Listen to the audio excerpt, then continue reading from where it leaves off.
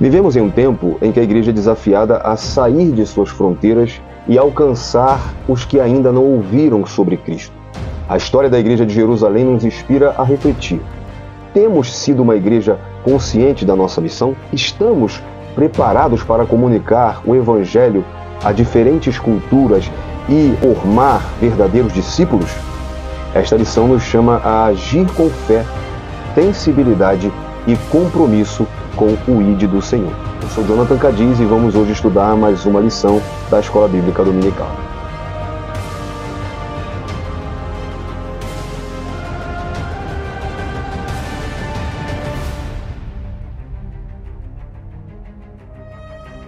Meus irmãos em Cristo Jesus, graça e paz, tudo bem? Espero que sim, bom dia, boa tarde ou uma boa noite, dependendo do horário que você está assistindo esse vídeo aqui no canal. Hoje é mais uma lição das nossas lições bíblicas da CPAD, classe dos adultos, do terceiro trimestre de 2025, a nossa EBD.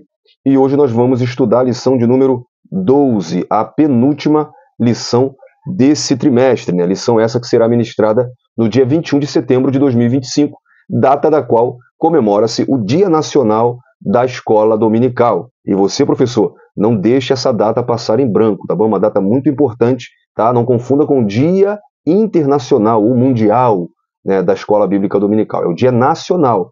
Então essa data comemora o dia que a Escola Dominical foi inaugurada no Brasil, tá bom?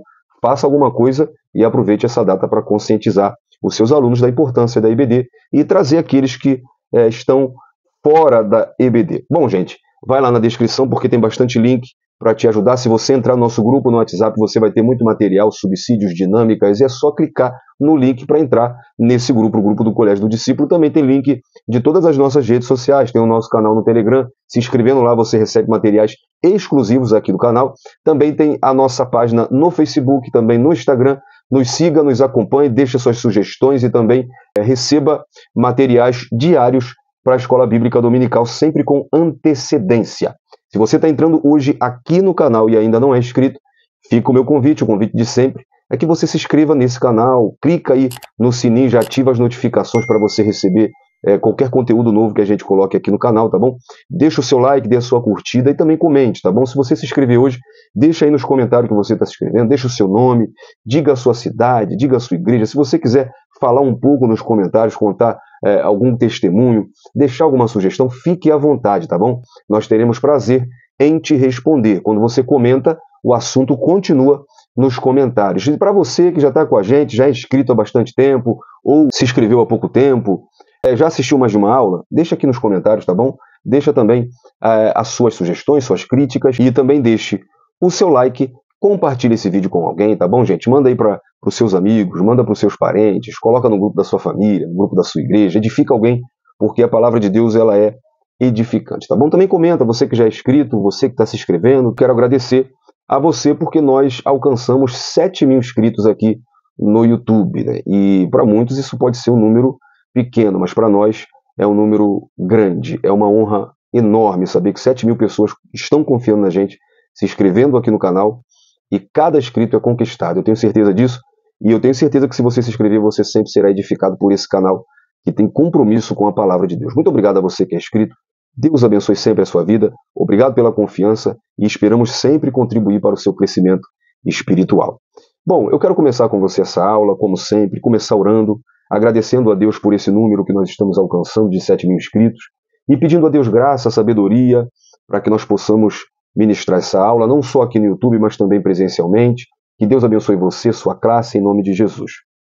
Ore comigo, não me deixe orando sozinho, por favor. Pai de nosso Senhor e Salvador Jesus Cristo, eu quero te agradecer com muita satisfação, Pai, porque esse canal está crescendo, mas nós estamos diminuindo e o Senhor está crescendo, Pai. Obrigado, Pai, por esse privilégio de falar da Tua Palavra, de ensinar a Tua Palavra, Senhor. Continue nos dando graça, continue nos ajudando, continue nos mantendo de pé para que nós possamos cumprir o propósito do Senhor nas nossas vidas. Senhor, em nome de Jesus, eu quero te entregar essa aula nas Tuas mãos. Fale conosco, Pai, que essa aula seja edificante. Nos revela a Tua Palavra, não só aqui no YouTube, mas presencialmente, Pai. Abençoe a aula desse professor que aqui está assistindo esse vídeo. Que em nome de Jesus o Seu Espírito Santo possa os iluminar, os encher de poder, de graça, de inteligência, para que possa ministrar uma boa aula, Pai, e que os alunos sejam alcançados pela Tua palavra. É o que nós te pedimos, agradecendo em nome de Jesus. Amém. E juntos, sempre, seremos edificados pela palavra de Deus.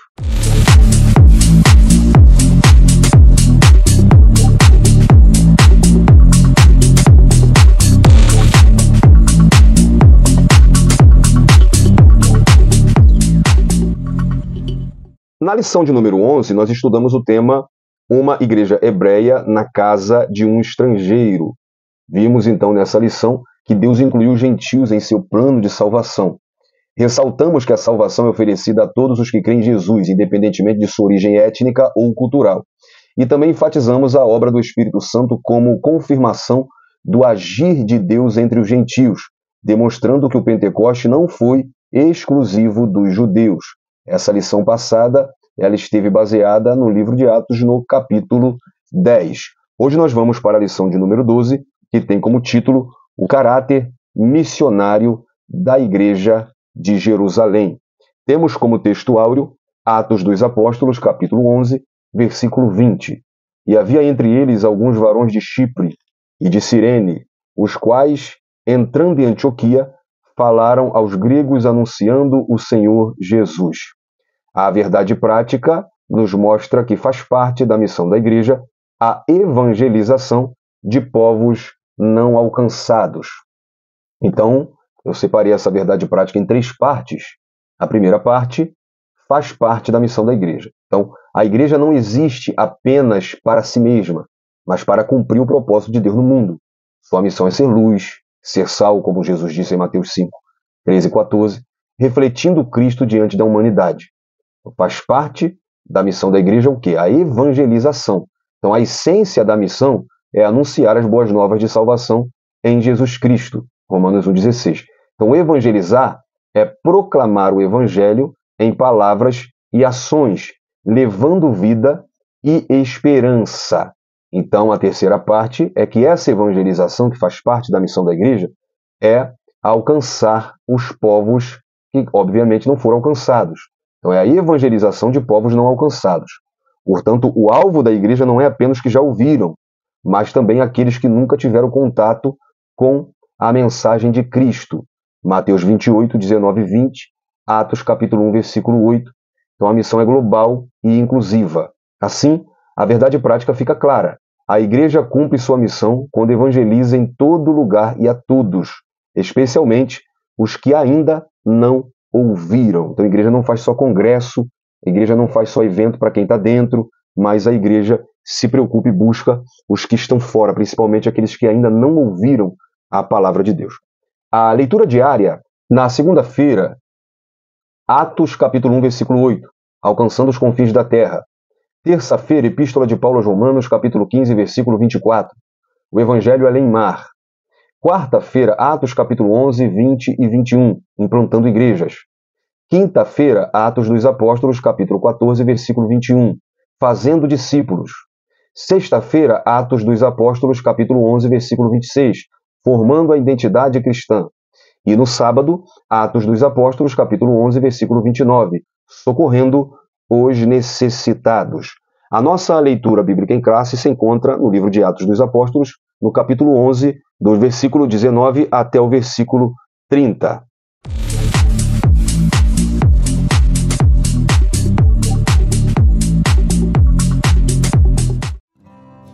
Atos capítulo 11.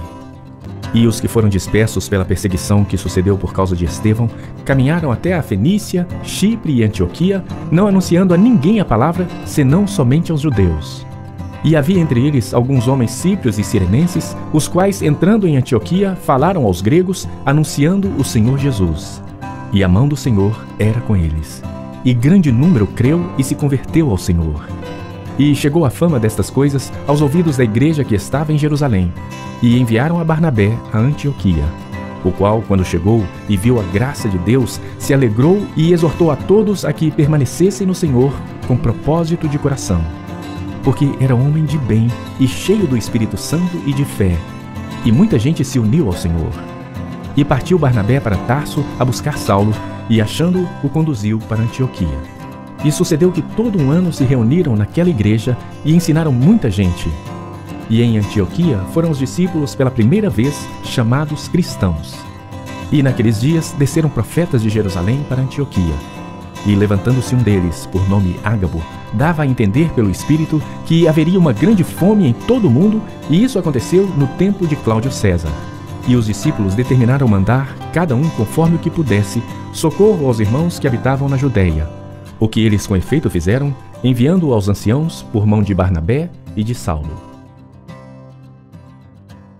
Então, gente, vamos ver o nosso mapa mental. A palavra-chave dessa semana é missão, tá? O significado etimológico da palavra missão, ela vem do latim missio, que é derivada de mittere, que significa enviar, mandar, despachar. No contexto da igreja, a missão sempre esteve ligada ao ato de ser enviado com um propósito. Daí surge palavras como missionário, aquele que é enviado, e comissão, que é um encargo dado a alguém para realizar uma tarefa. O significado bíblico. Na Bíblia, o conceito de missão está profundamente enraizado na ideia de envio divino. No Antigo Testamento, Deus enviou Moisés ao Egito. Êxodo 3:10, agora, pois, vem, e eu te enviarei a Faraó, para que tires o meu povo, os filhos de Israel, do Egito. Isaías 6:8 e Jeremias 1:7 mostra que os profetas foram homens enviados por Deus com mensagens específicas. E no Novo Testamento, Jesus é o enviado do Pai. Ele mesmo disse, em João 20:21, assim como o Pai me enviou, eu também envio a vós. Então a igreja recebe a grande comissão, ide por todo mundo, pregai o evangelho a toda criatura. Marcos 16:15 e Mateus 28, do 19 ao 20. Os apóstolos são literalmente os enviados, porque o termo apóstolos, no grego, apóstolo, é enviar. Portanto, missão no sentido bíblico é participar do movimento de Deus que envia seu povo para levar salvação, justiça e reconciliação ao mundo. E isso aplicado para hoje, nós temos termos como, por exemplo, a missão pessoal. Todo cristão tem uma missão dada por Deus, ser testemunha de Cristo. Atos 1:8. Missão da igreja. A missão da igreja não é apenas departamentos ou culto, mas é viver em saída, pregando, discipulando, servindo e levando o amor de Deus. E missão integral, que não se limita à pregação verbal, mas envolve também ações de compaixão, justiça social e cuidado com o próximo. Tiago diz que essa é a verdadeira religião. Tiago 2, do 15 ao 17. Em resumo, missão não é um evento, mas um estilo de vida. Não é apenas dos missionários em outros países, mas de todo cristão em qualquer lugar. É uma continuação da obra de Deus no mundo através da igreja. Essa lição tem como objetivos, primeiro, destacar o papel da dispersão cristã na expansão missionária da igreja primitiva. O segundo objetivo é enfatizar a importância da contextualização da mensagem do Evangelho para diferentes contextos culturais, sem, contudo, perder sua essência. E o terceiro objetivo é valorizar a prática do discipulado como base para o crescimento saudável e a manutenção da identidade da igreja. Então, essa lição está distribuída da seguinte maneira. Primeiro tópico, uma igreja com consciência missionária. Subtópico 1, o evangelho para além da fronteira de Israel. Subtópico 2, cristãos dispersos, mais conscientes de sua missão. Subtópico 3, cristãos leigos, mais capacitados pelo Espírito. O tópico 2 traz como tema uma igreja com visão transcultural. Vamos entender também o que é isso. Subtópico 1, a cultura grega, ou seja, helênica. Nós já aprendemos aqui na lição 8, o que eram os helênicos, ou os judeus de fala grega. Segundo subtópico, contextualizando a mensagem. O terceiro tópico, uma igreja que forma discípulos. Subtópico 1, a base do discipulado. Subtópico 2, denominados de cristãos. E subtópico 3, a identidade cristã. Então, gente, a nossa introdução diz que, como o evangelho alcançou Antioquia, uma importante cidade da Síria dentro do Império Romano, conhecer esse fato é relevante porque, pela primeira vez, cristãos de Jerusalém levam a mensagem da cruz aos gentios fora das fronteiras de Israel. Com o ingresso do evangelho na cidade de Antioquia, a igreja dava seu primeiro salto na missão transcultural. Nessa lição, estudaremos sobre como o ID de Jesus é levado a sério por um grupo de cristãos refugiados, vítima da perseguição que sobreviera a Estevão em Jerusalém. Esses crentes, mesmo sendo leigos, possuíam uma forte consciência missionária e, quando perseguidos, não escondiam sua fé, mas a compartilhavam, apontando sempre para a cruz de Cristo.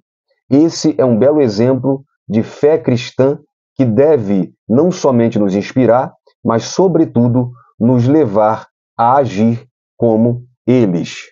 Então, gente, primeiro tópico, uma igreja com consciência missionária. Subtópico 1, o evangelho para além da fronteira de Israel. Subtópico 2, cristãos dispersados, mas conscientes de sua missão.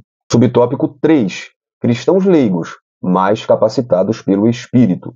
Então vejamos o primeiro subtópico, o evangelho para além da fronteira de Israel. Então o evangelista Lucas registra que os que foram dispersos pela perseguição que sucedeu por causa de Estevão chegaram a Fenícia, a Chipre e a Antioquia.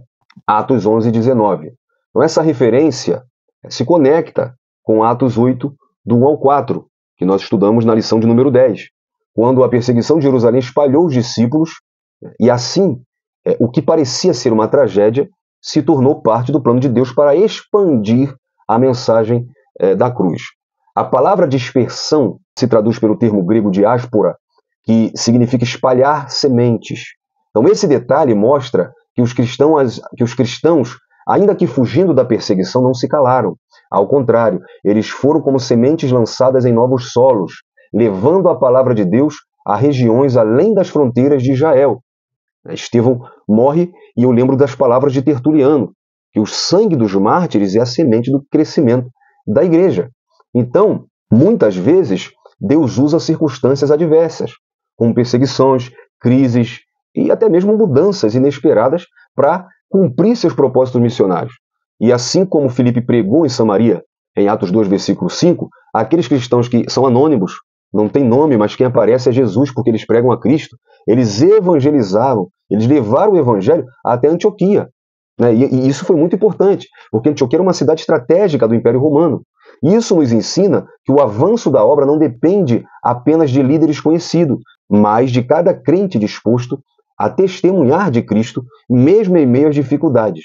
Então a igreja de Jerusalém foi espalhada como fagulhas de um fogo, e em cada lugar onde caíam, incendiavam novos corações para Cristo. São palavras de John Stott. Então, gente, a igreja entre os gentios. A missão da igreja não ficou restrita aos judeus, mas se expandiu para os gentios, cumprindo Atos 1:8, né? E recebereis poder, e semeeis testemunha em Jerusalém, em toda a Judéia, em Samaria até os confins da terra. Então, em Atos 8, nós vimos que Filipe pregou em Samaria, né? Nós vimos também em Atos 8, né? Nós não estudamos aqui esse detalhe, mas o eunuco etíope é salvo e batizado. Em Atos 10, nós vimos que Cornélio e sua casa recebem o Evangelho e o Espírito Santo, né? Na lição passada, em Atos capítulo 10. Nessa lição que nós estamos estudando, Atos capítulo 11, nós vemos que os gregos de Antioquia creem no Senhor. E aí, mais para frente, né? Atos 13, 46 a 48, Paulo e Barnabé fazem uma importante declaração. Voltamo-nos para os gentios. Atos 14, 27, há um relato. Deus abriu a porta da fé para os gentios. E aí Paulo, mais para frente, escreve Gálatas 3, 28, dizendo que em Cristo não há judeu nem grego. Porque ele também escreve em Efésios 2, 14, Cristo derrubou a parede de separação. E aí eu vou, né, aqui eu fiz esse banner para você, né, e eu vou inclusive te mostrar como que você pode obter, não só esse, mas todos os banners que você já viu até agora e vai ver nessa aula. Mas eu poderia falar muito mais, só que eu me ative aqui, porque essa lição ela só está tratando da igreja de Jerusalém, ou seja, de Atos até o capítulo 15, onde nós vamos ver na próxima lição, né, o concílio de Jerusalém. Então ela não vai além, porque eu podia citar para vocês 7 cartas do Apocalipse, as igrejas chegando em toda a Macedônia, com Paulo nas suas viagens missionárias, a igreja de Filipe, a igreja de Colosso, a igreja de Éfeso, toda essa, em Roma, né, que foi o Império Romano recebendo em Roma o Evangelho, como que isso alvoroçou, aumentou a perseguição, mas enfim, nós estamos falando até aqui. Então, nós vamos ver nessa lição como que a igreja saiu de Jerusalém e alcançou alguns gentios. A aplicação para a gente é que o Evangelho rompe barreiras culturais e religiosas. A igreja cresce quando entende que a missão é global. Somos chamados a continuar levando a mensagem até os confins da terra. Subtópico 2. Cristãos dispersados, mas conscientes de sua missão. Então, os discípulos que foram dispersos, ou dispersados após a perseguição, eles não se calaram diante das adversidades. Nós já falamos isso aqui nas outras lições e vamos continuar falando, frisando isso aqui. Por quê? Porque isso aqui mostra que, em vez de esconder a fé, eles anunciaram a palavra. Então, eles fizeram o oposto. Ao invés de não falar o que eles criam, é aí que eles falaram. E assim o evangelho chegou na Fenícia, chegou em Chipre, chegou em Antioquia, porque eles anunciaram essa palavra, eles proclamaram. E essa palavra anunciar, do grego, laleo, significa falar, expressar em voz alta, comunicar com clareza. E isso mostra que o testemunho cristão não era silencioso, mas uma proclamação corajosa da mensagem de Cristo em qualquer contexto. Não é que eles anunciavam em silêncio, escondido, não. Eles saíam anunciando, proclamando esse evangelho. Esses irmãos, eles entenderam o chamado de Jesus. Quando ele mandou, ele ordenou, ide por todo mundo e pregai a todas as nações. Ou quando Jesus disse, e sereis minhas testemunhas até os confins da terra. Eles não precisaram de púlpitos ou de estruturas como nós temos hoje. A vida diária era o seu campo missionário. Hoje, muitos crentes se calam diante das pressões sociais, culturais, ou até mesmo de críticas. Por pouco a gente já se cala. Por causa do irmão, do cara chato do trabalho, a gente já tem vergonha de falar que é crente. Esses irmãos não tinham WhatsApp, não tinham internet, eles não tinham inteligência artificial para pesquisar o que falar, mas eles tinham o fogo do Espírito Santo, que não permitia que eles ficassem calados. O exemplo desses primeiros discípulos nos desafia a viver uma vida de fé pública, onde quer que estejamos, no trabalho, na escola, na família. A missão não depende de circunstâncias favoráveis, mas da convicção de que somos testemunhas de Cristo. A igreja não existe para se esconder dentro de quatro paredes, mas para ser sal e ser luz no mundo. Jesus falou que não se acende a lamparina e se esconde debaixo do alqueire, mas tem que iluminar, tem que ser mostrada. A igreja é a luz do mundo, anunciando o evangelho de Cristo em qualquer tempo e lugar. Então, testemunhar é o dever de cada cristão. Atos 11, 21, e a mão do Senhor era com eles, e grande número creu e se converteu no Senhor. Mas o que é testemunhar? A palavra testemunhar vem do grego martis, aquele que dá prova, confirma com sua vida e palavras. Não é opção, é mandato de Jesus. Sereis minhas testemunhas. Testemunhar é anunciar Cristo com palavras e obras. Tá bom? Não adianta só testemunhar com palavras, mas tem que ter testemunho de vida. O testemunho em Antioquia, em Atos 11, do 19 a 26. Os cristãos são dispersos, e eles pregam aonde iam. Pregavam aonde ia, no versículo 19. O testemunho alcança os judeus e gentios, no versículo 20. Grande número creu porque a mão do Senhor estava com eles, versículo 21. Os discípulos foram chamados de cristãos pela primeira vez no versículo 26. Então isso aqui é o testemunho que deu a identidade, a marca. E isso é um dever de todo cristão. Testemunhar com palavras, Romanos 10, 14 e 15. Testemunhar com a vida, Mateus 5, 16. Assim brilha a vossa luz. E testemunhar com perseverança, 2 Timóteo 4, 2. Pregue a tempo e fora de tempo. Então no trabalho, escola e família, viva de modo digno do Evangelho, Filipenses 1, 27. Então, de Paulo fala que nós devemos nos portar dignamente conforme o Evangelho de Cristo, para que quem vá e vos veja, quer estejas ausente, ou acerca de vós que estáis no mesmo espírito, combatendo juntamente com o mesmo ânimo pela fé do Evangelho.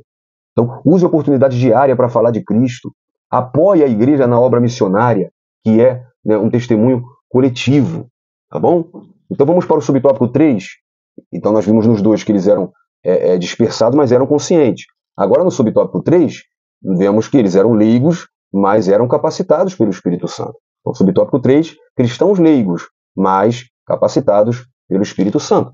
Então Lucas registra que alguns discípulos anunciaram o evangelho em Antioquia, no versículo 20, a grande capital da Síria. Eu vou falar um pouquinho sobre essa cidade. Era uma cidade cosmopolita, era a terceira cidade mais importante do Império Romano. Olha onde esses crentes estão chegando e anunciando a palavra.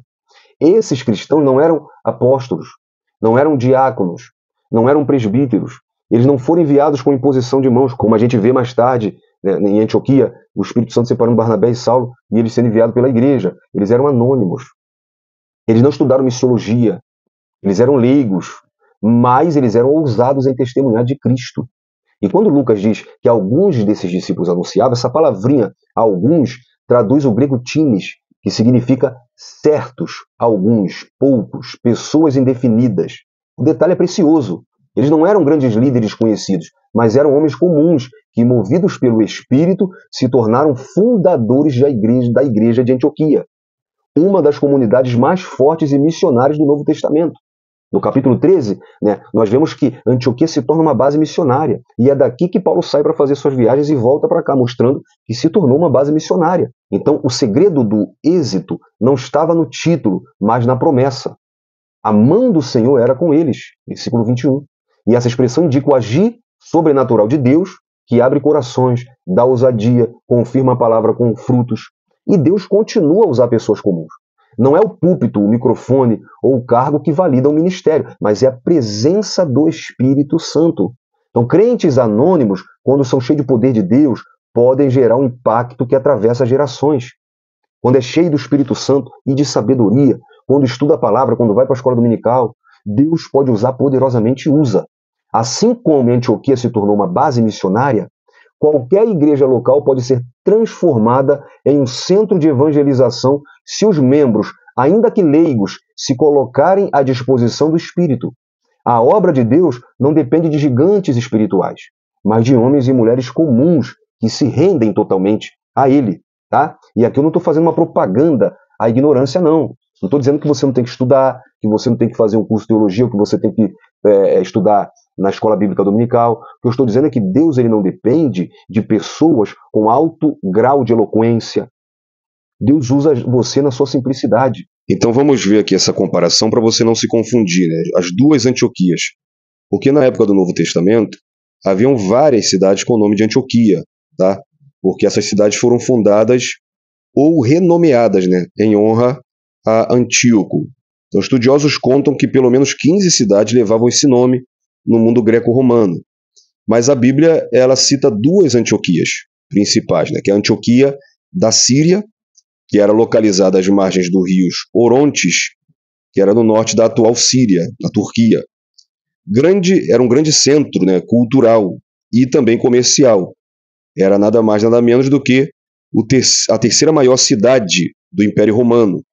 Era um lugar onde os discípulos foram chamados na primeira vez, né, foi o lugar, melhor dizendo, onde os discípulos foram pela primeira vez chamados de cristãos, tá? Atos 11, 26. E essa cidade tornou-se uma base missionária da igreja primitiva. A gente vê isso em Atos 13 também, do 1 ao 3, Atos 14, 26 ao 28. Foi o ponto de partida das 3 viagens missionárias de Paulo.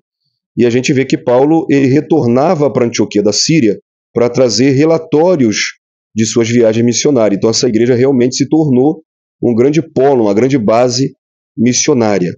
Mas tem uma outra Antioquia, que é mostrada também em Atos dos Apóstolos, e você pode se confundir, porque são mostradas ali bem perto. Uma em Atos 11, Antioquia da Síria, também aparece em Atos 13, Antioquia da Síria, mas Antioquia da Pisídia também aparece em Atos capítulo 13. A Antioquia da Pisídia é situada na atual Turquia também, mas mais na parte da Ásia Menor, né, uma região montanhosa, era menor e menos influente que a Antioquia da Síria. Tá? Essa cidade ela foi visitada por Paulo e Barnabé na primeira viagem missionária de Paulo. Então, olha só, em Atos 13, Paulo parte da Antioquia da Síria, e ali pelo versículo 14 para frente, Paulo e Barnabé visitam essa outra Antioquia, que é a Antioquia da Pisídia. Então ali Paulo pregou na sinagoga e muitos gentios creram. Então essa cidade se tornou uma igreja local. Aliás, essa cidade da Antioquia da Pisídia, né, ali se abriu uma igreja local. Tá? Então tornou-se um campo missionário e não uma base missionária como a Antioquia da Síria.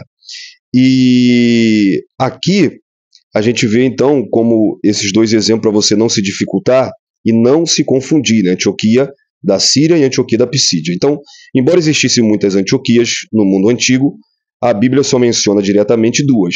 A Antioquia da Síria, né, que se tornou uma base missionária, e a Antioquia da Pisídia, que se tornou um campo missionário. Então assim veremos o resumo dessa primeira parte. A sinopse 1 nos mostra que a igreja de Jerusalém, mesmo dispersada, manteve seu compromisso de anunciar o evangelho com ousadia. Segundo tópico, uma igreja com visão transcultural. Subtópico 1, a cultura grega helênica. Subtópico 2, contextualizando a mensagem. Então, subtópico 1, a cultura grega, ou seja, helênica, não é? Então, o livro de Atos registra um marco importante, né, dessa expansão missionária da igreja no versículo 20. Alguns deles, porém, que eram de Chipre e de Cirene e que, entrando em Antioquia, falaram também aos gregos, anunciando o Senhor Jesus. A expressão falaram aos gregos é decisiva, porque aqui não se trata mais de judeus helenistas evangelizando outros judeus da mesma origem, mas sim de cristãos judeus que, pela primeira vez, pregaram a pessoas sem qualquer vínculo com o judaísmo, imersas em uma cultura diferente, marcada pela filosofia, pela idolatria, pela mitologia grega. Então a mensagem de Jesus começou a alcançar um mundo plural e diverso, como o mundo helênico. O que Cristo ordena em Marcos 16,15, né, ide por todo mundo e pregar o evangelho a toda criatura, começou a se cumprir concretamente ali, em Antioquia. E a palavra grega, né, usada em Atos 8:20, né, é Helen, que significa literalmente grego, por isso vem o termo helenista. Mas também era empregada para se referir a qualquer pessoa não judia, pertencendo ao mundo helenizado. Ou seja, o texto enfatiza que a mensagem de Jesus alcançou pela primeira vez verdadeiros gentios. A inclusão dos gregos em Antioquia mostra a universalidade do evangelho, que não mais estava confinado aos limites de Israel. Assim como os primeiros cristãos não tiveram medo de anunciar Cristo em uma cultura diferente, a igreja hoje precisa testemunhar em meio a ambientes pluralistas, seculares e muitas vezes hostis à fé cristã. A barreira cultural não deve ser obstáculo para o evangelho, porque a graça de Deus é para todos os povos. Então Antioquia nos lembra que Deus nos chama para viver o ide missionário, mesmo quando isso nos tira da zona de conforto. Então eu achei isso aqui especial. Por quê? Porque a gente está falando de evangelismo, a gente está falando de missão, a gente está falando de missão local, de missão transcultural. Então é importante você entender, em primeiro lugar, a diferença entre missão e evangelismo. Então vamos ver a diferença. Evangelismo e missões. Primeiro, evangelismo vem do grego. Evangelion, né, que são duas palavrinhas. Boa notícia, né? Ou evangelho. E evangelizar, que é o euangelizomai, é anunciar, é proclamar essas boas novas, essa boa notícia. Então isso refere-se ao ato de anunciar o evangelho de Cristo a pessoas, chamando-as à fé e arrependimento. Normalmente acontece dentro da mesma cultura, língua e contexto social do evangelizador. Exemplo de Atos 11 é que no versículo 19, os dispersos evangelizavam apenas os judeus. Então, o evangelismo aqui aparece como a proclamação direta ao mesmo povo. Agora, missões já é mais abrangente. Nós vimos aqui o significado da palavra, né? Missio, que é envio. Na Bíblia, a ideia vem do grego apostelo, que é enviar com um propósito. Significa um movimento intencional e organizado da igreja para enviar pessoas com a finalidade de levar o evangelho a povos e culturas diferentes, e implica atravessar barreiras culturais, étnicas, geográficas e linguísticas. Então vemos esse exemplo em Atos 11:20. Enquanto no 19 eles estavam proclamando a judeus, no 20 alguns anunciaram o evangelho aos gregos, né? Ou seja, gentios. Então já é transcultural.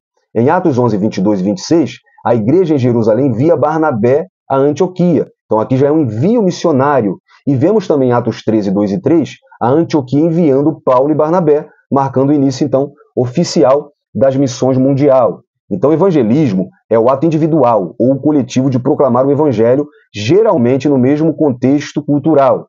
Missões é um movimento organizado da igreja para alcançar os povos além de sua própria cultura, cumprindo a grande comissão. Então, em Atos 11, nós vemos os dois em ação. Primeiro, evangelismo entre os judeus, no versículo 19. E depois, as missões transculturais aos gregos, no versículo 20, com o envio de Barnabé, no versículo 22. Então vejamos o subtópico 2, contextualizando a mensagem.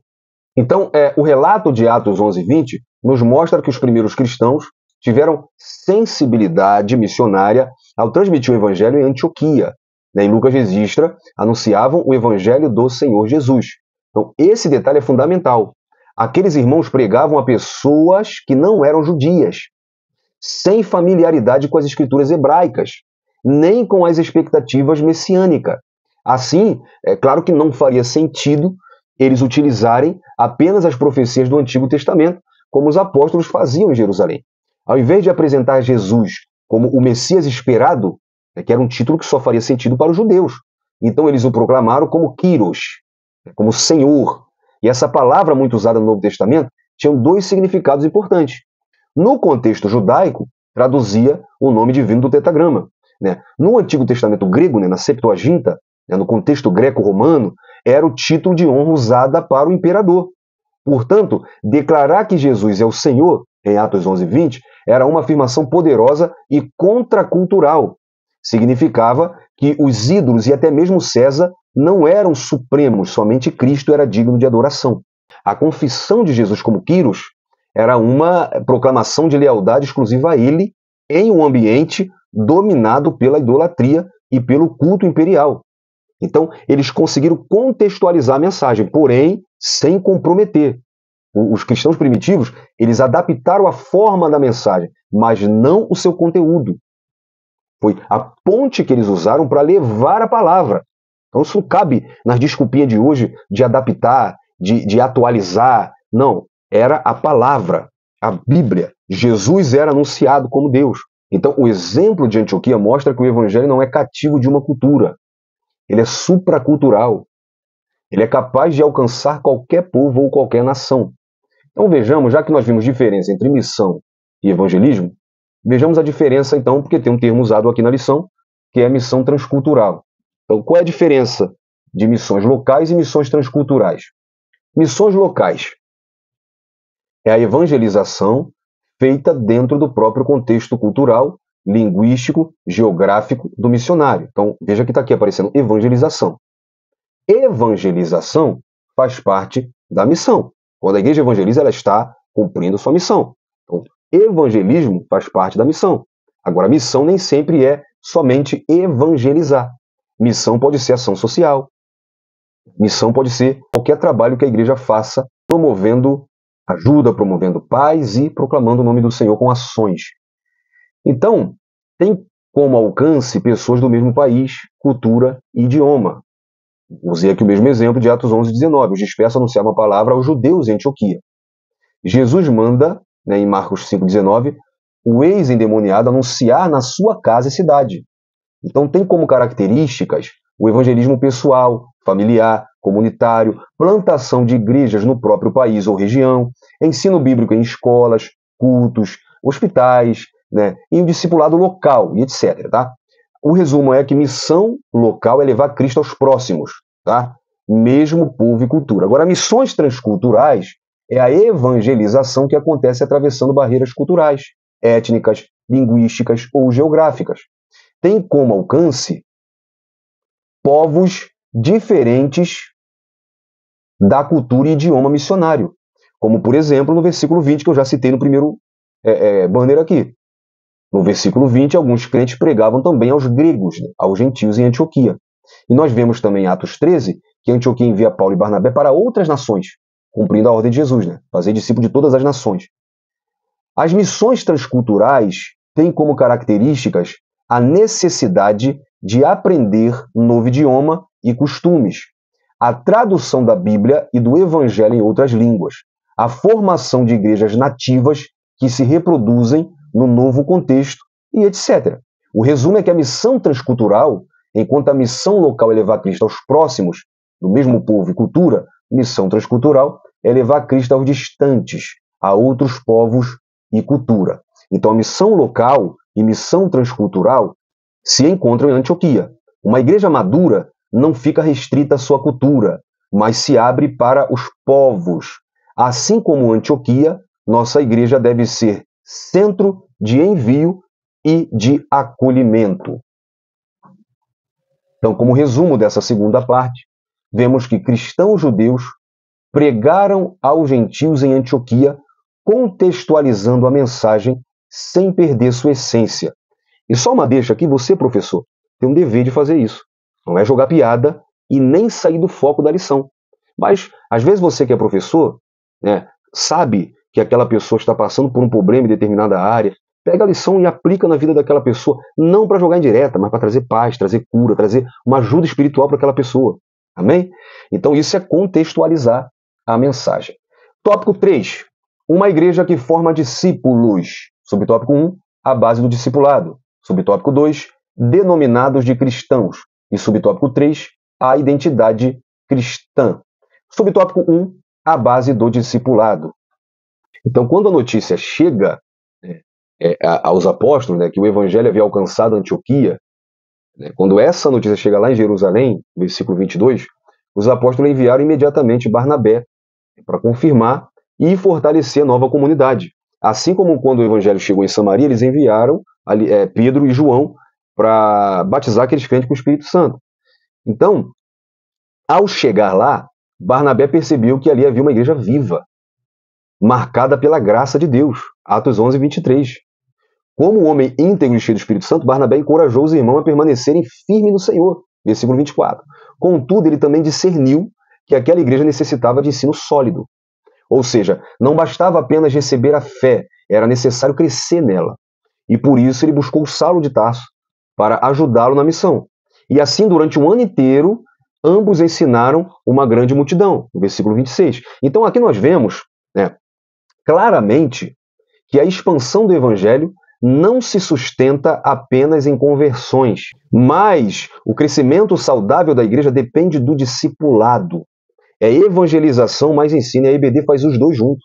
A IBD evangeliza e ensina. Ela ensina enquanto evangeliza. Ela evangeliza enquanto ensina.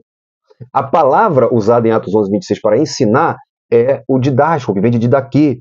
Lembra que a gente falou isso em uma das primeiras lições sobre que eles perseveravam na doutrina, na didaquê. Isso significa instruir, treinar, transmitir conhecimento para a transformação de vida. No contexto grego, né, a didático não era apenas passar informações, era formar caráter.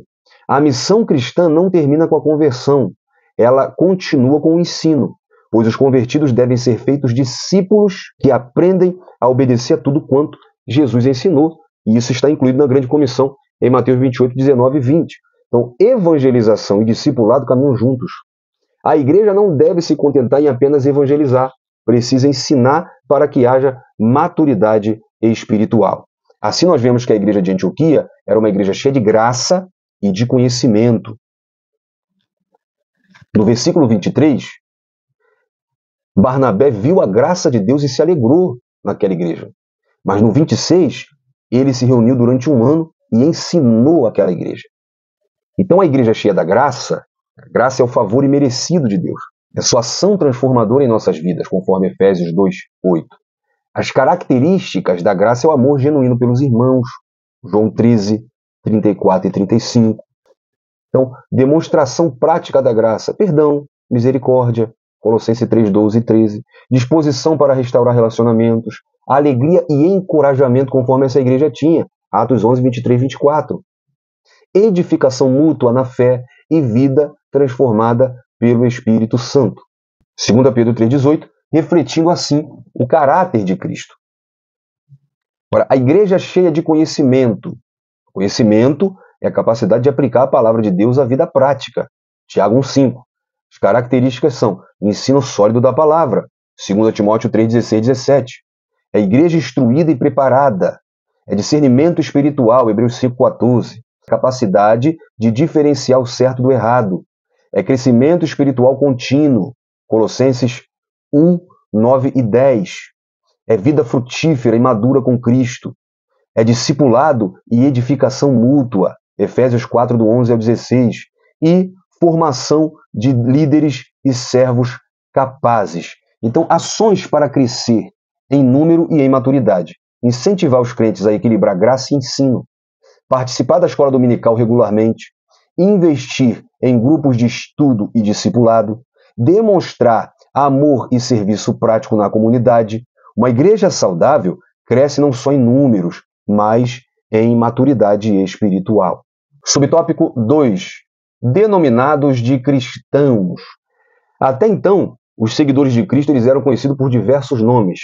No entanto, em Antioquia surge o título inédito, cristãos, no versículo 26. Esse termo que vem do grego, cristianos, significa literalmente pertencentes a Cristo, ou seguidores do ungido. Esse sufixo ianos era comum no latim para indicar adesão ou lealdade a um líder político, como Herodianos, que eram seguidores de Herodes, em Marcos capítulo 3, versículo 6. Assim, chamar alguém de cristianos era reconhecer que ele pertencia a Cristo como seu Senhor e Mestre. Provavelmente o termo foi usado inicialmente pelos gentios como uma forma pejorativa, mas acabou sendo assumido pelos discípulos como um título de honra, pois indicava que sua identidade estava totalmente vinculada a Cristo. Então, ser chamado cristão não é apenas um rótulo religioso, mas é uma declaração de pertença. É viver de tal forma que outros reconheçam em nós a marca de Cristo. Então nós vemos que o testemunho gerou reconhecimento.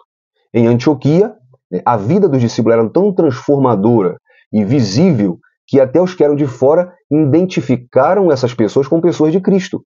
E aí cabe uma pergunta: como está o nosso testemunho diante da sociedade?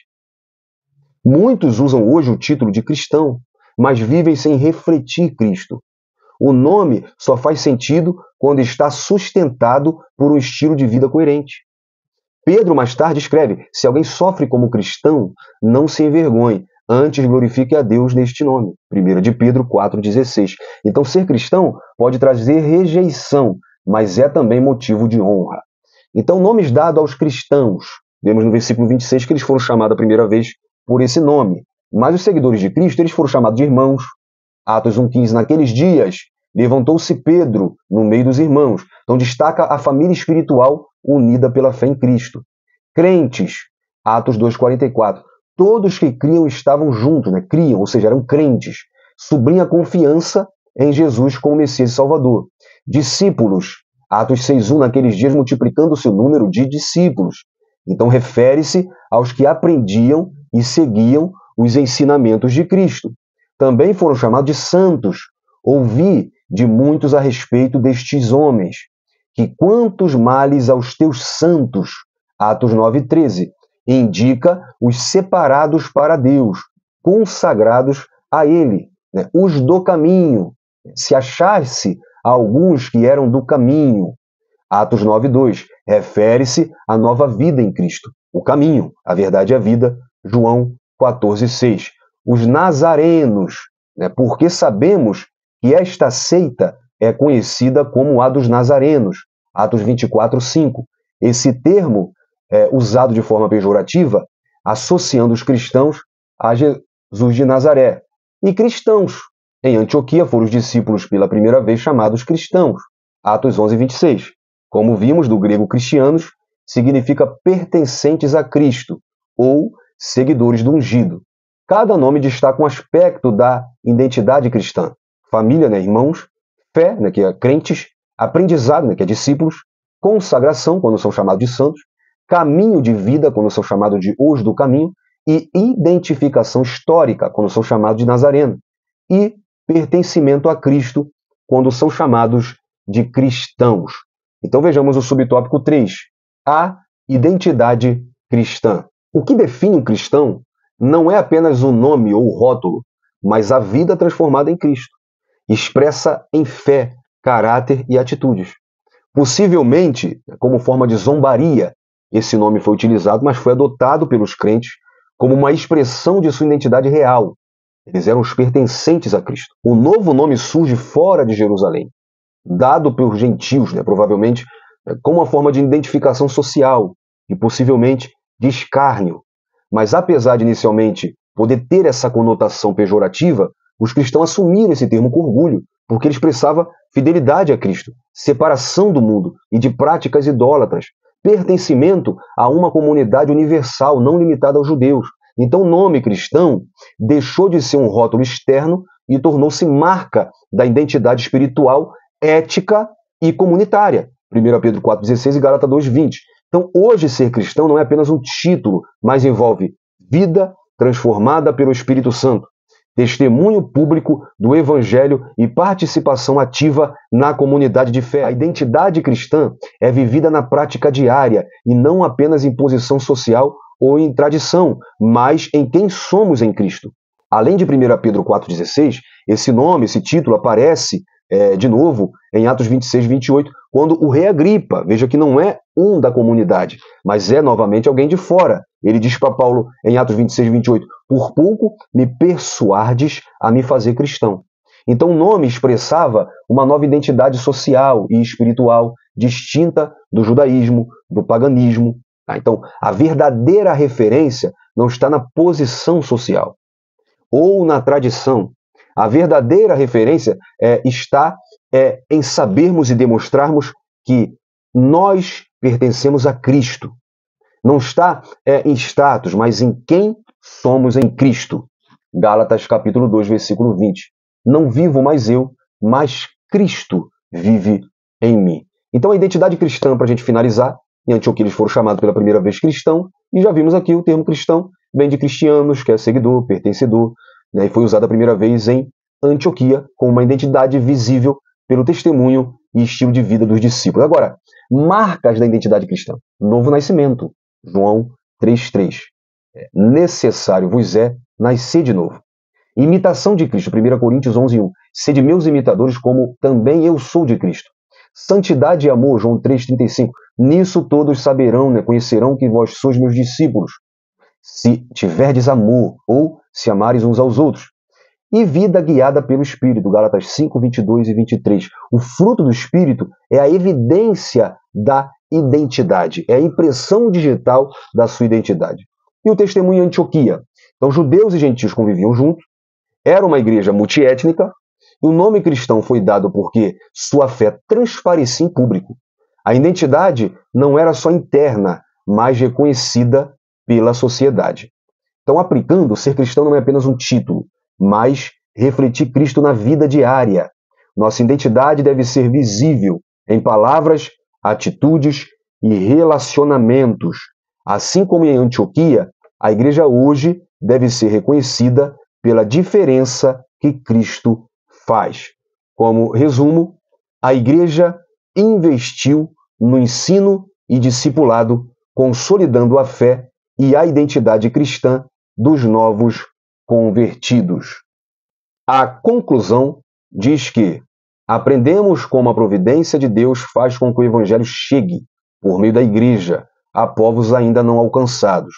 O que se destaca não é uma metodologia sofisticada de evangelismo, mas a graça de Deus que capacita pessoas simples e anônimas a realizarem a sua obra. Quem deseja fazer, Deus capacita. Ninguém jamais terá tudo de que precisa para cumprir a obra de Deus. No entanto, se Deus tiver tudo de nós, Ele nos habitará a realizá-la. Que conclusão forte!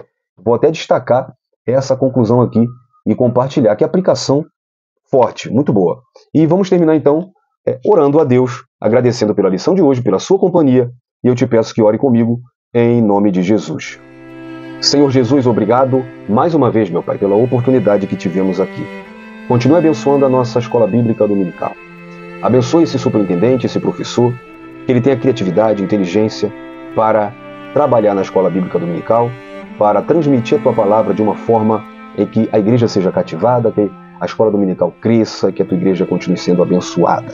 Obrigado, Pai, pelo dia de hoje, obrigado por essa lição, obrigado por esse trimestre que está chegando ao fim e que o próximo trimestre seja abençoado como todos os outros em nome de Jesus, Pai. Nós te pedimos, te agradecendo, porque tua é a palavra e nós estamos aqui para cumprir o nosso chamado em ti, Pai.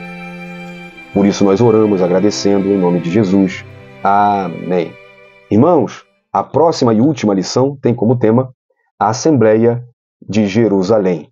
E entraremos no próximo trimestre, que tem como tema corpo, alma e espírito, a restauração integral do ser humano para chegar à estatura completa de Cristo. Já te dou dicas, esse trimestre será mais teológico. Portanto, procure bons comentários bíblicos, use a sua declaração de fé das Assembleias de Deus, né, para demonstrar o que a nossa denominação diz a respeito do assunto. Por exemplo, nós vamos falar de tricotomia, e existem denominações que não são adeptos dessa interpretação. Mas, enfim, a verdade é que será mais um desafio, e permitindo Jesus, se ele não voltar, eu te espero para estudar a lição 13 e também o próximo trimestre. Não perca o questionário dessa lição, vai na playlist também do 4º trimestre, porque lá você já tem um vídeo explicativo dessa nova revista. Então você já vai aprender qual o propósito desse trimestre, quem é o comentarista, e nós separamos lição por lição te explicando qual o propósito. Então vai lá, assiste esse vídeo, compartilha com seus amigos, porque está muito bom. Gente, um abraço, Deus abençoe sua vida, eu te espero até a próxima oportunidade em nome de Jesus.